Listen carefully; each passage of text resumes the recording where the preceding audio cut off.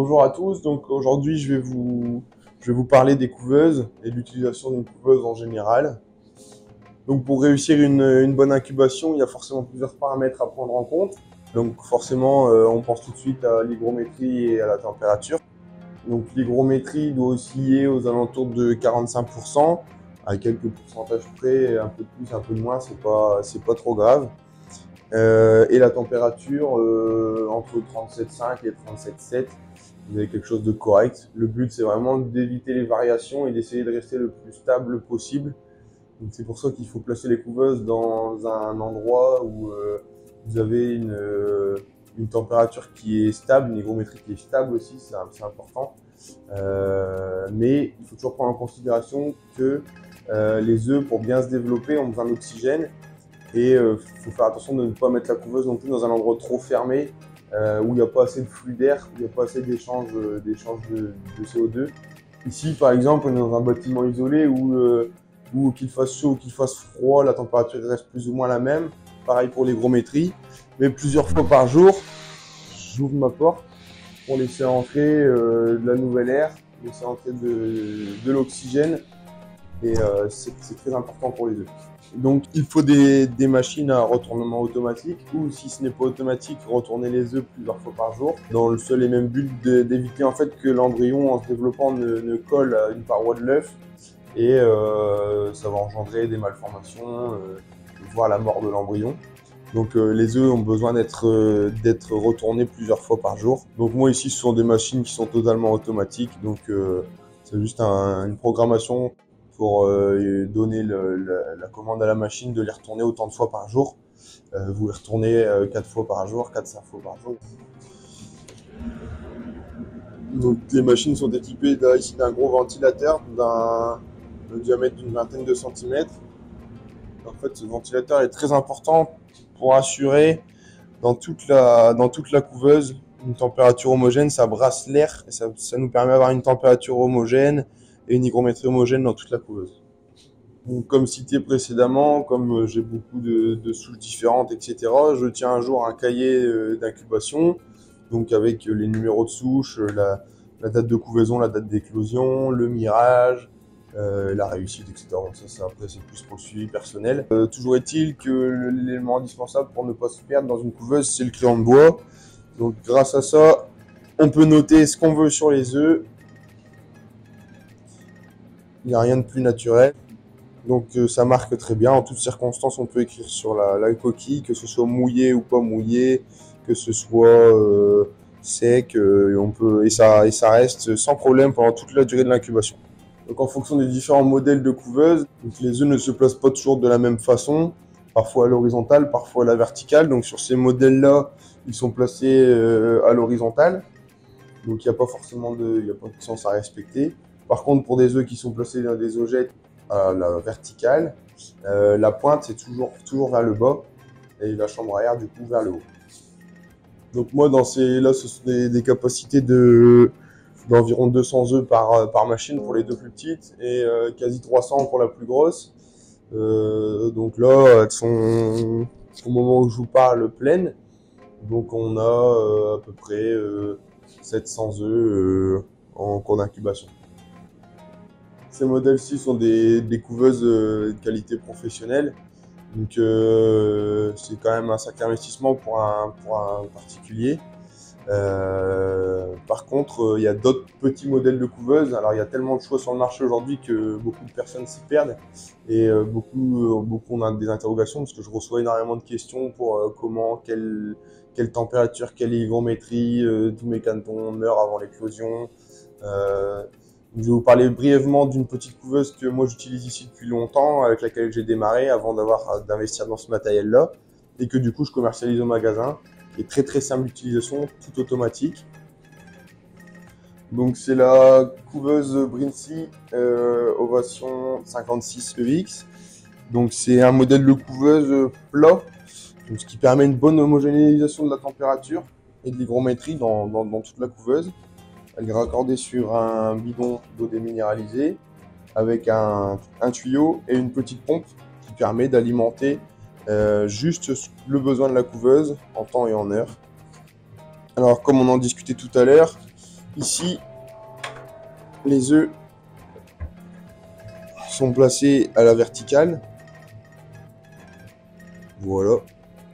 Donc toujours la pointe vers le bas. Comme vous pouvez le voir, aussi bien les œufs de veau que les œufs de mignon, ici en l'occurrence. Le retournement des œufs se fait automatiquement grâce au petit moteur qui est là avec une roulette qui vient s'accrocher ici quand on ferme le couvercle et qui va faire osciller les œufs de droite ou de gauche. Elle est très simple d'utilisation. Il y a un petit cadran digital sur le dessus avec 3 boutons. C'est très simple, un manuel qui est très complet. Donc c'est la couveuse avec laquelle j'ai démarré il y a maintenant 5-6 ans. Au début j'en avais plusieurs, j'en ai gardé qu'une en dépannage. Et j'en ai gardé une surtout pour avoir la main dessus et pour toujours pouvoir en parler à mes clients. Donc quand j'ai des dépannages à faire par exemple à distance, je peux accéder au petit tableau digital et puis pouvoir en parler très facilement. Et je m'en sers toujours, comme vous pouvez le voir, elle est remplie, aussi bien d'œufs d'oie que de canard. Et je ne peux que la conseiller puisque j'effleure les 90% de réussite avec cette petite machine. Rajouter une chose également sur ce type de machines donc, qui sont réalisées en plastique, etc., où forcément on n'est pas sur les mêmes composants en matériaux que les allemandes, par exemple. Donc ici c'est du plastique, donc c'est un petit peu moins isolé. Vaut mieux partir sur une machine plus petite, plus compacte, et où il va y avoir moins de variations de température que d'acheter des trop grandes machines de moins bonne qualité, si je peux dire, et avoir des variations de température. Vaut mieux vouloir avoir plus petit, mais avoir mieux gérer sa machine que d'avoir trop grand et de ne pas gérer sa machine. Car c'est évidemment plus compliqué à maintenir une température et une hygrométrie stable dans une grande machine plutôt que dans une petite. Donc ça pour moi, pour débuter, là celle-là elle fait 60 œufs de canard, 60 œufs de colvert, à peu près 80 œufs de sarcelle. Et entre guillemets, vous n'avez rien à faire de spécial, à part la raccorder sur un bidon d'eau et la programmer correctement. Après, voilà, c'est vraiment une machine très polyvalente. Donc, moi, j'utilise toujours pour les couveuses de l'eau déminéralisée. Ça, c'est indispensable pour l'entretien et puis la longévité de la couveuse, pour éviter tout ce qui est calcaire, pour éviter que vos machines s'encrassent, etc. Une petite technique que je vais vous dévoiler aussi, qui est pour moi très important et qui a changé ma vie depuis que j'ai compris ça. C'est l'utilisation en fait de thermomètres digital à l'intérieur des couveuses. En fait, je me suis très vite remarqué que les sondes qui sont installées à l'intérieur des couveuses, elles sont tout le temps situées tout en haut des couveuses. Moi, pour pousser le vis, donc je me suis équipé de ce genre de matériel. Donc, c'est des Sensirion. C'est des thermomètres digitales qui fonctionnent avec une petite pile de 3 volts, toute simple. Hop. La différence entre la sonde des machines et ces appareils, c'est que je les place tout le temps au plus proche des œufs, dans les augettes, à même les œufs. Et en fait, je calibre mes couveuses tout le temps grâce à ce matériel, puisque la température n'est pas forcément la même en haut qu'en bas. Donc je tire une moyenne à peu près au milieu sur les œufs et je calibre ma couveuse par rapport à cet appareil. Donc pour toutes les personnes qui ont des machines basiques ou enfin même toute autre machine en fonctionnement, faites le test. Essayez de mettre un appareil de mesure à l'intérieur de votre couveuse. Mais attention, pas n'importe lequel.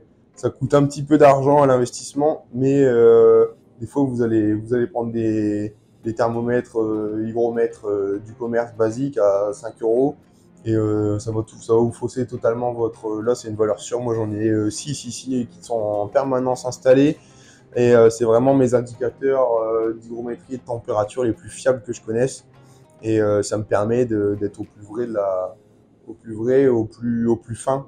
Ce petit Sensirion là, SHT 31 ou SHT 4X, les nouveaux modèles, c'est vraiment les outils qui me permettent d'être le plus fin dans mes réglages, et c'est ce qui fait la différence sur l'incubation artificielle.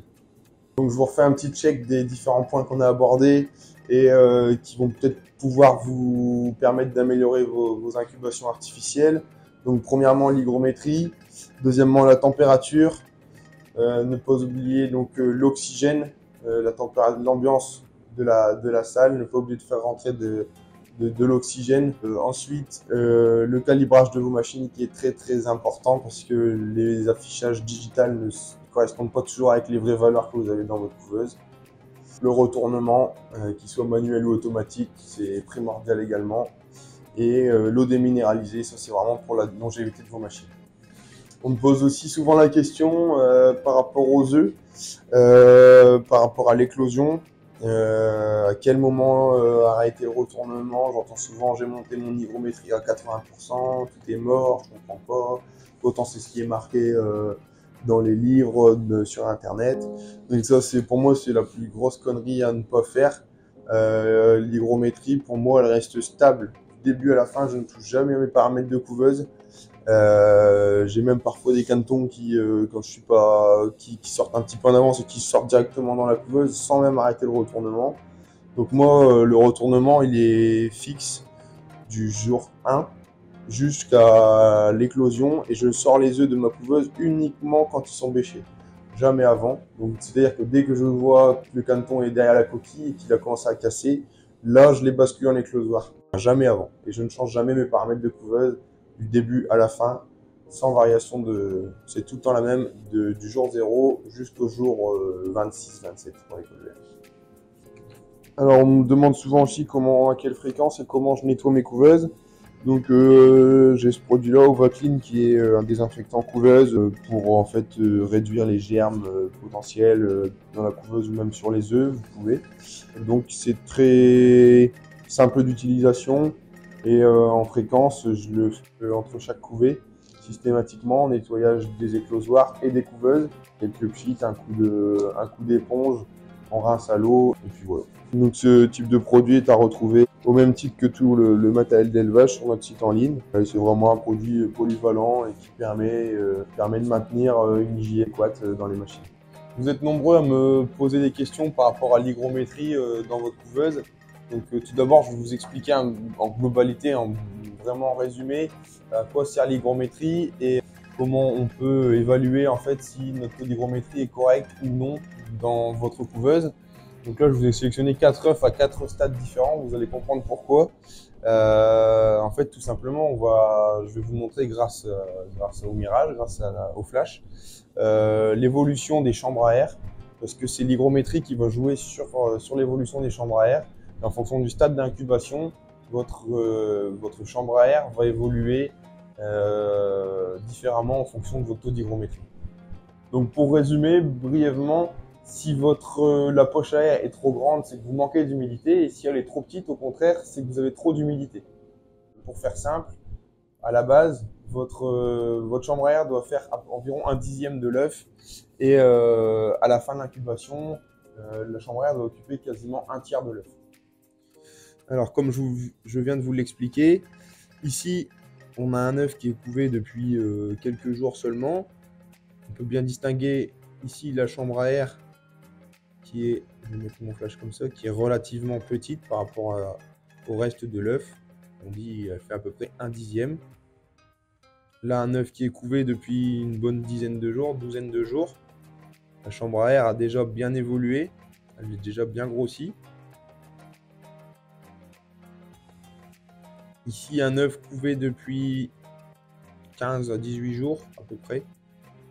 La chambre à air elle continue de grossir. Et ici, un œuf qui est en phase terminale. Vous voyez, on commence même à distinguer le canton. Là, la chambre à air, elle occupe 1/3 de l'œuf.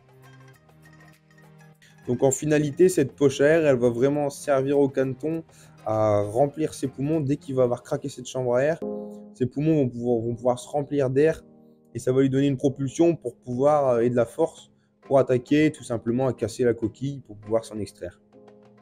Donc grâce au mirage de vos œufs, au suivi du mirage, vous allez pouvoir contrôler l'évolution de vos chambres à air tout au long de l'incubation. Et si vous suivez cette petite règle, 1/10 au début jusqu'à 1/3 de l'œuf en fin d'incubation, vous n'aurez pas de problème. En conséquence, si vous voyez que vos chambres à air évoluent trop vite ou pas assez vite, Ce sera à vous du coup de jouer avec le taux d'hygrométrie de votre couveuse pour soit freiner l'évolution de la chambre à air, ou soit tout simplement augmenter la taille de la chambre à air pour donner tout simplement plus d'oxygène pour la naissance de votre caneton. J'espère avoir répondu à pas mal de vos questions, parce que j'en reçois beaucoup chaque jour. C'est pas évident de répondre à tout le monde. C'est aussi l'objectif de ces petites vidéos, de pouvoir vous éclairer un petit peu. Pour les couveuses, c'est pareil. Malheureusement, je ne peux pas répondre à toutes vos problématiques de couveuses, sachant que vous avez tous des modèles différents. Donc voilà, la meilleure solution que j'ai trouvée, c'est d'en commercialiser au magasin, de vendre un seul et même modèle qui est très polyvalent, que je connais très bien et sur lequel je peux vous aiguiller. Malheureusement, pour les autres qui ont des Sinuca, tout autre type de machine, je ne les connais pas, je ne vais pas pouvoir vous aider plus que ça, à part tout ce que vous allez pouvoir entrer dans cette vidéo. Sinon, ces machines, je ne les connais pas, donc je ne vais pas pouvoir faire beaucoup plus. Voilà, voilà. Merci à tous pour votre écoute et à bientôt.